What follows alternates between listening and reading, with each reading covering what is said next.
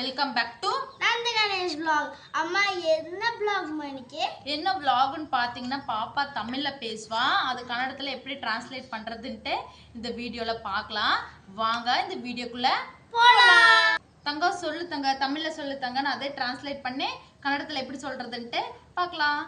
இன்னைக்கு ஜாலியா இருந்துச்சு. ಇವತ್ತು ತುಂಬಾ ಜಾಲಿಯಾಗಿತ್ತು.